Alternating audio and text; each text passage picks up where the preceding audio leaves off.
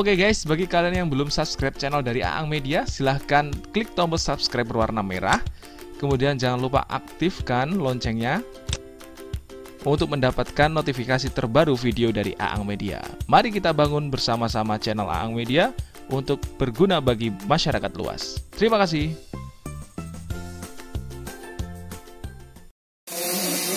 Para ketua DKM yang saya hormati, yang saya muliakan, para sepuh yang saya tak sebutkan satu persatu karena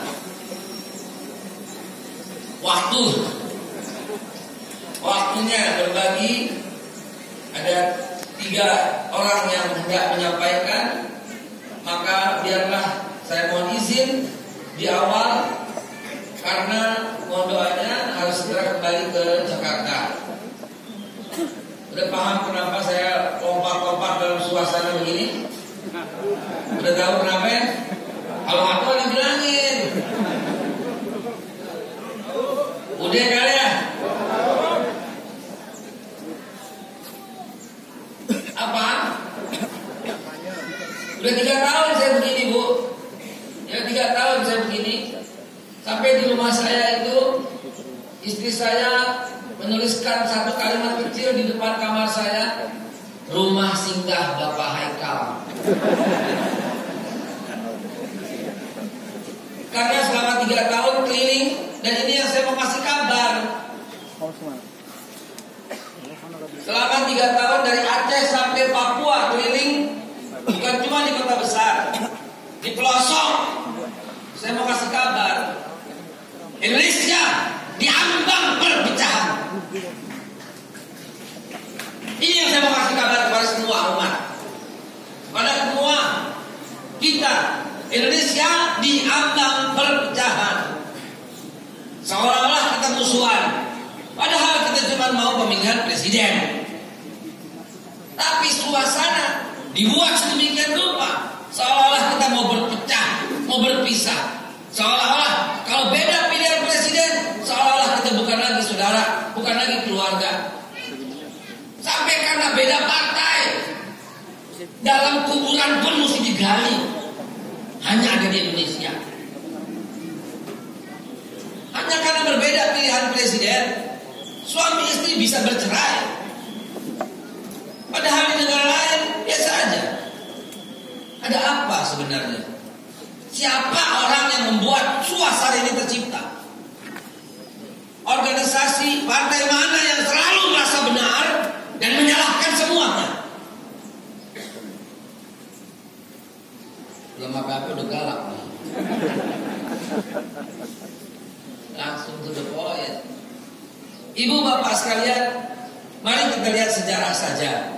Dan silahkan berpikir, merenung apa sebenarnya yang terjadi. Mari kita lihat sejarah. Saya ngomong fakta. Saya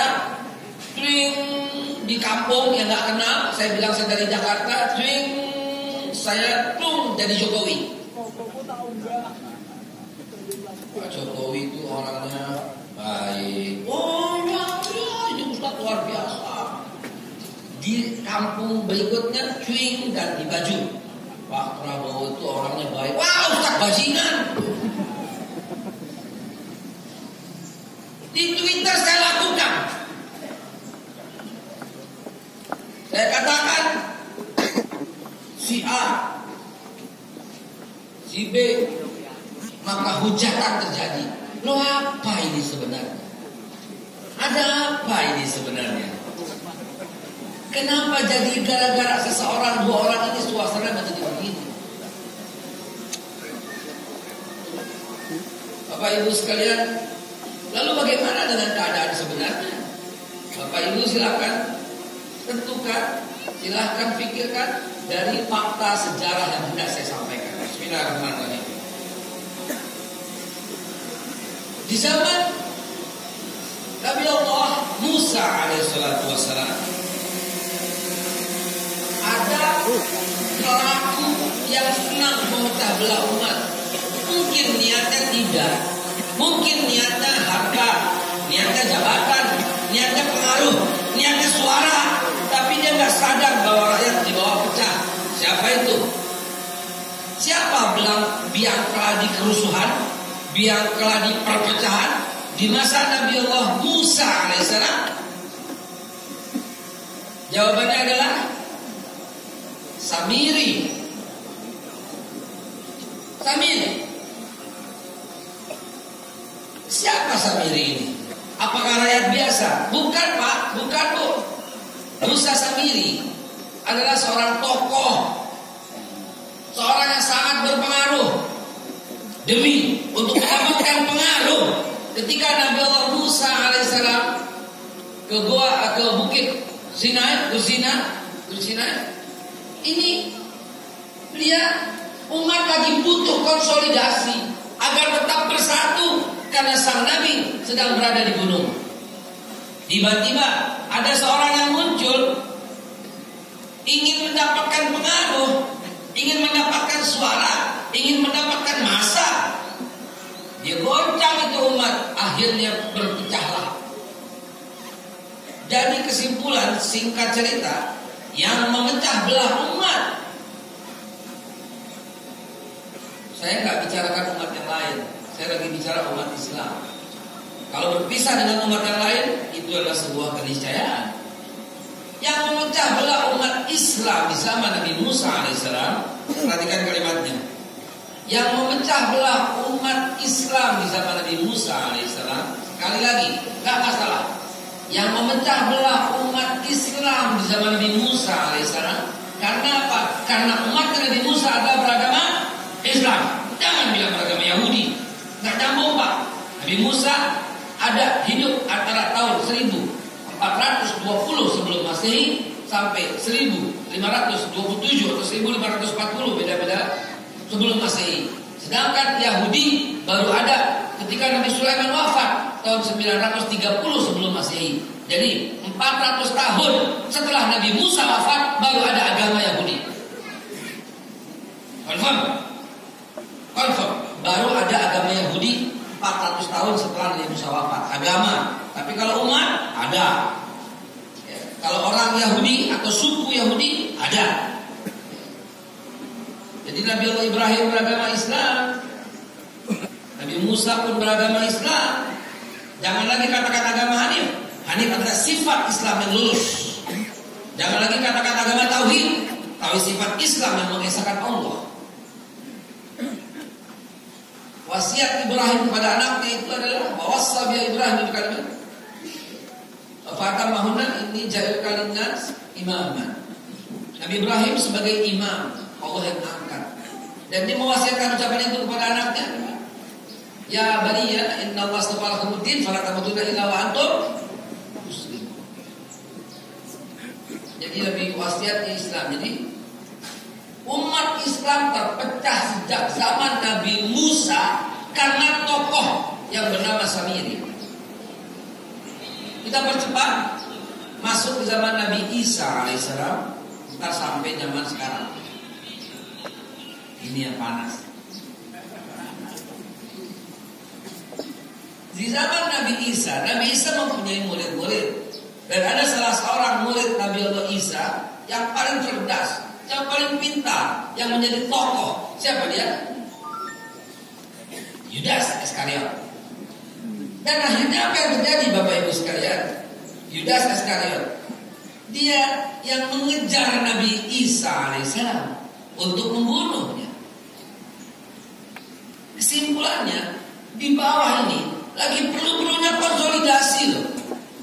Tiba-tiba seorang Yudas memecah belah umat Islam di zaman Nabi Isa alaihissalam.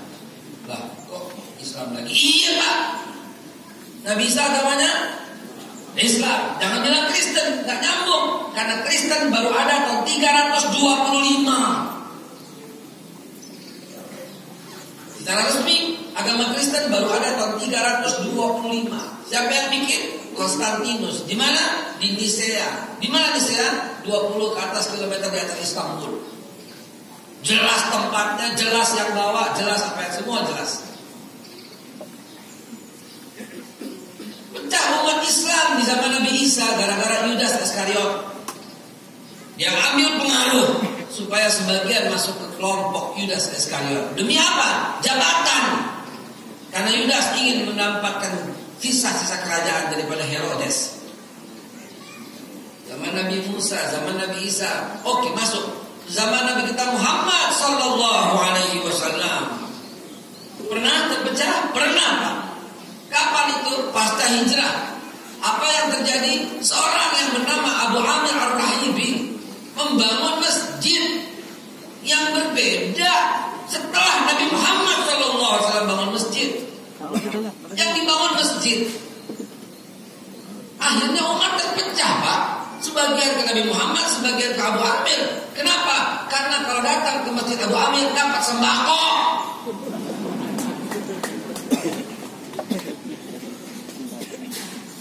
Dari mana sembakonya? Abu Sufyan. Buka sejarah ketika Abu Amir Ar-Rahibi tidak selesai bangun masjid Dirar, Abu Amir berangkat ke Heraklius dan mendapat, saya lupa angkanya itu ya, 200 sampai 2000 gitu ya, keping emas untuk menyempurnakan pembangunan masjid Dirar dari Raja Heraklius.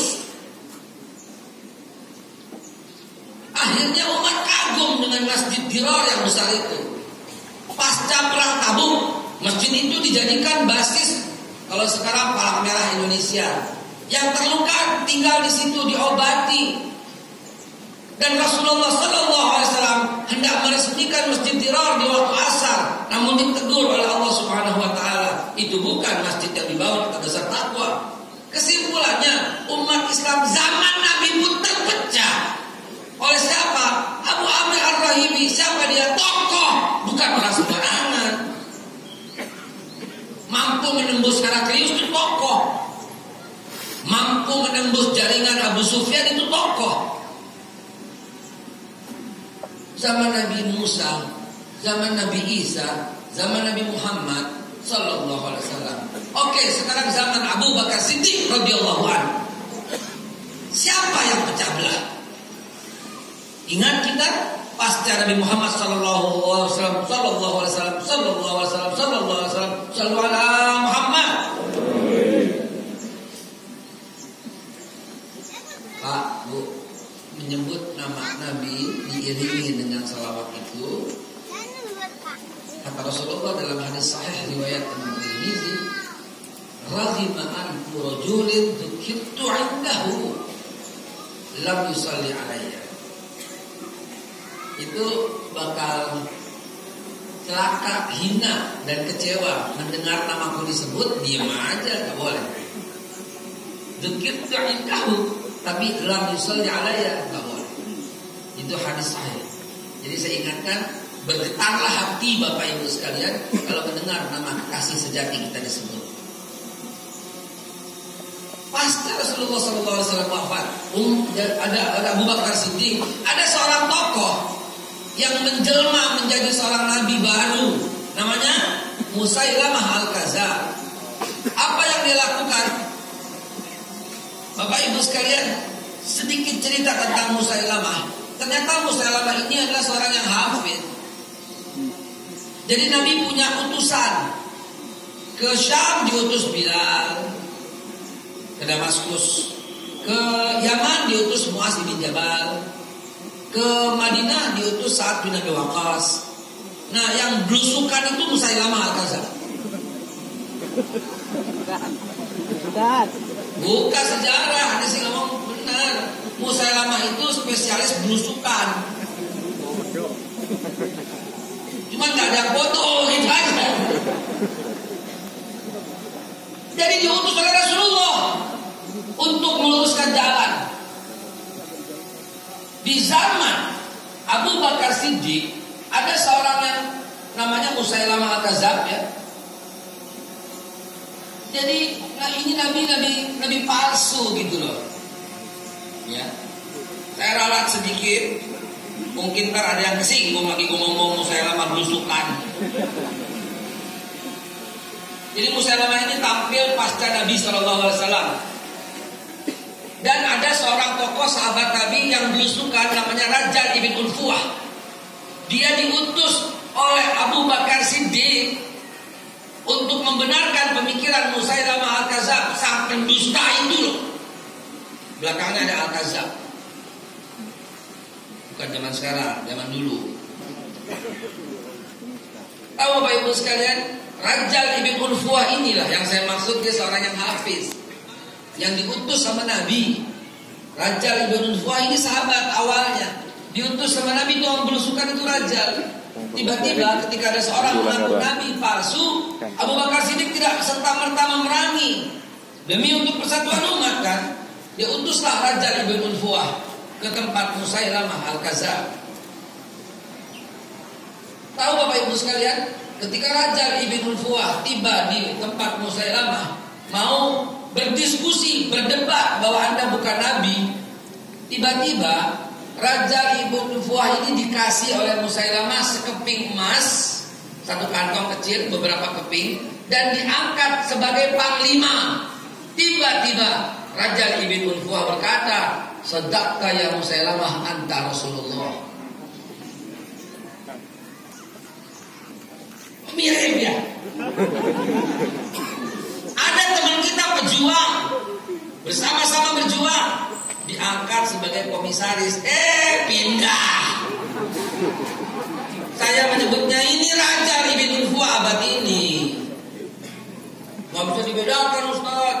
Di sana kan dulu kan Nabi palsu, sekarang kan enggak. Sama-sama Muslim. Nanti kita bahas setelah pesan-pesan berikut ini. Saya lagi mau cerita di zaman Nabi Musa yang pecah belah umat itu tokoh yang bernama Musa Samiri. Ya, Samiri. Di zaman Nabi Isa alaihissalam umat terpecah, yang pecah belah itu namanya Yudas Iskariot. Di zaman Nabi Muhammad SAW terpecah, yang pecah belah itu tokoh namanya Abu Amir Ar-Rahibi. Di zaman Abu Bakar Siddiq terpecah, yang bikin pecah belah itu namanya Rajal ibn Unfuah yang mengakui Nabi baru yang namanya Musailamah.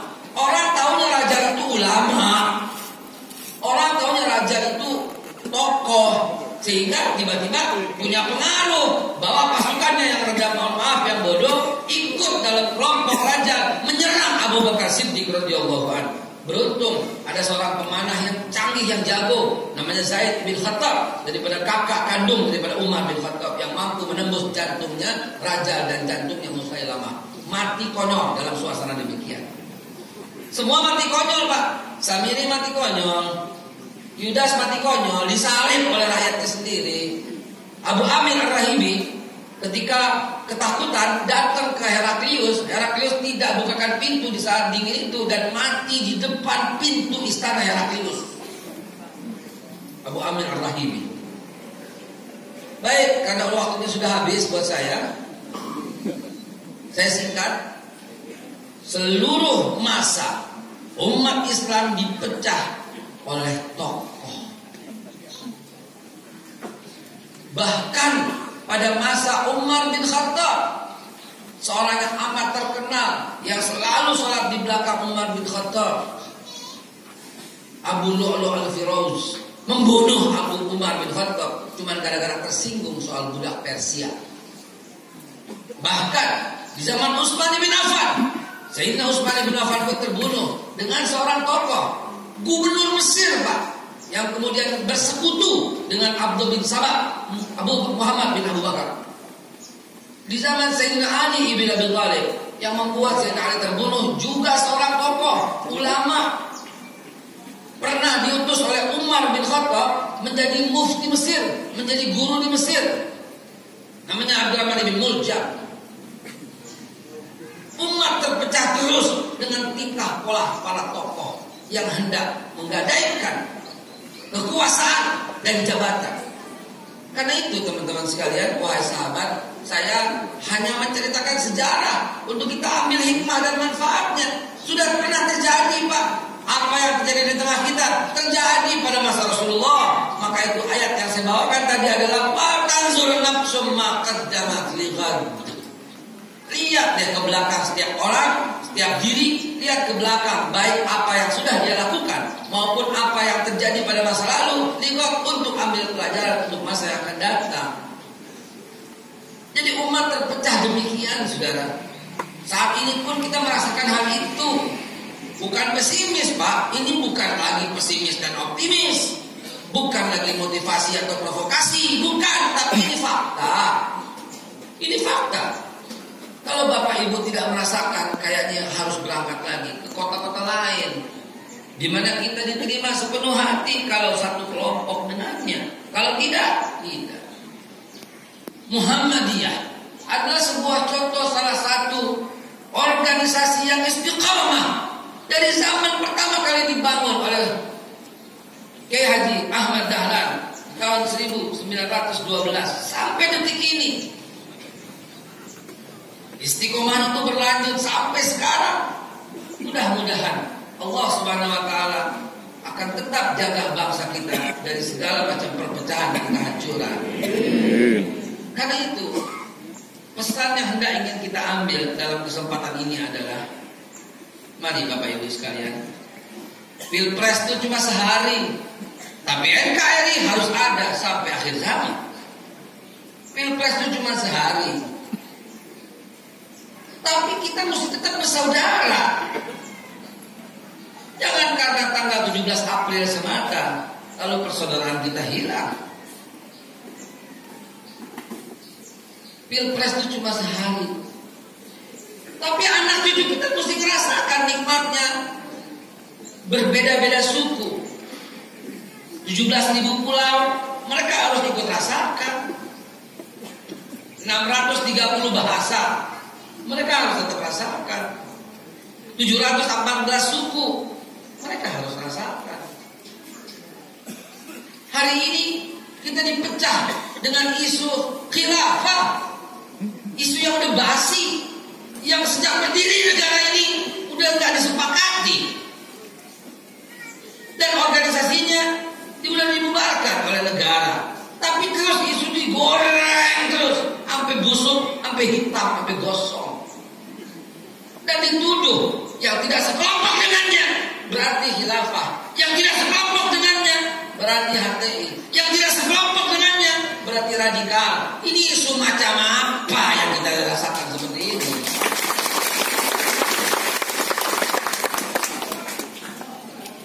Kita dicurigai, Pak. Demi Allah yang memegang jiwa kita, saya dihambat itu hampir di semua tempat. Di BUMN, coret nama saya semua. Kenapa? Karena saya pilih Prabowo.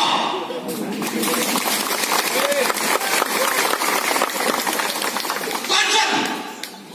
Karena dari mulut saya insya Allah tidak pernah mencela dan memaki satu organisasi manapun. Kenapa saya dihambat? Bahkan di alma mater saya sendiri, di Masjid Salman ITB Bandung, sudah dicoret nama saya dalam pemberi materi di Masjid Salman. Saya datang ke Batam, Pak. Di Batam, Masjid Raya Batam, udah ada spanduknya, penceramah, Haikal, Babe, nggak boleh masuk, Pak. Masjid Agung Cimahi, Bandung, udah jalan, Pak, udah sampai, Pak, digembok. Universitas, Pak, saya sebutin semua. Masuk kampus, akhirnya dibawa sama anak-anak FPI, ada musholah kecil, ceramah di situ dan balik lagi. Hampir se-Sumatera, Pak. Saya nggak usah sebutin lagi semuanya. Nah ini Muhammadiyah tiba-tiba ngundang.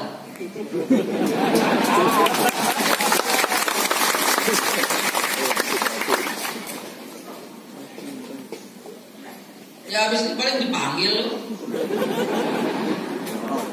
Biasanya begitu. Kenapa jadi musuhan? Karena Bapak memilih Prabowo. Lo kalau memilih Jokowi boleh datang? Boleh. Apa coba yang begini? Kenapa? Suasana seperti ini kenapa? Akun Twitter diambil, Facebook, Instagram, suasana menjadi nggak baik, jadi nggak kondusif. Cuma karena beda pilihan. Mudah-mudahan Pak Polisi selalu berada di tempat yang netral. Amin. Mudah-mudahan TNI pun berada di tempat yang netral. Amin. Karena kalau polisi di tempat yang netral, TNI berada yang netral, pendapat saya Jokowi kalah.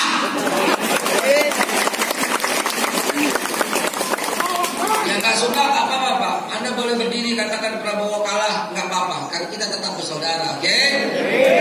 Kita tetap minum kopi bersama, oke? Karena kita taat pada ijtima ulama, itu saja Pak. Kita taat pada ijtima ulama. Semua telah terjadi dan terwakili, itu saja Pak. Umat bersatu. Hadirin sekalian yang dimuliakan Allah, kalau kita lihat para tokoh yang berpecah itu, para tokoh yang menjadi penyebab perpecahan itu, maka hari ini mudah-mudahan buka mata lebar-lebar, buka mata selebar-lebarnya Bapak Ibu sekalian, bahwa Indonesia yang jadi seperti sekarang ini, suasana menjadi seperti ini adalah apa ya? Sudah putus asa sepertinya. Kalau kepengen cepat-cepat tanggal 17 April gitu loh. Ada lagi yang bisa kita sampaikan kecuali kita pengen segera kembali menerapkan tarif dasar listrik ketika 4 tahun yang lalu. Pengen seperti itu ya. Pengen sekali ketika harga-harga itu dibacakan oleh menteri. Dulu dibacakan Pak, kol gepeng, cabai keriting, wortel tanpa daun, dibacain nggak? Kenapa dibacain? Karena stabil, nggak ada yang berani naikin harga sedikit pun. Dibacain dulu. Sekarang catat ya, saya bukan nyalahin pemerintah Jokowi ya. Saya cuma nyalahin bahwa sejak tahun 98 sampai ke sini kita belum pernah punya presiden yang betul-betul menyatukan suara umat. Belum pernah. Bung Karno itu PNI. Ketika dia diangkat sebagai presiden Republik Indonesia, dia copot baju PNI-nya. Dia berbicara, saya berbicara bukan sebagai mandataris, bukan sebagai panglima tertinggi, bukan sebagai presiden seumur hidup, tapi saya berbicara sebagai penyambung lidah rakyat Indonesia, kata Bung Karno. Pak Harto itu Golkar, tapi ketika beliau jadi presiden, dia copot baju Golkarnya. Ntar 5 tahun beliau kampanye, silahkan lagi. Tapi selama beliau jadi presiden, dia nggak pernah berkata presiden kayak Golkar yang dia bangun kelompok pencapir. Betul. Tapi mulai zaman SBY kemana-mana bajunya biru Demokrat. 10 tahun memimpin. Dan sekarang masih tetap jadi petugas partai gitu loh. Kalau kata-kata saya hoax silahkan dibantah. Memang berstatus sebagai petugas partai. Harusnya copot bajumu. Katakan saya Presiden Republik Indonesia, bukan berkata saya akan lawan.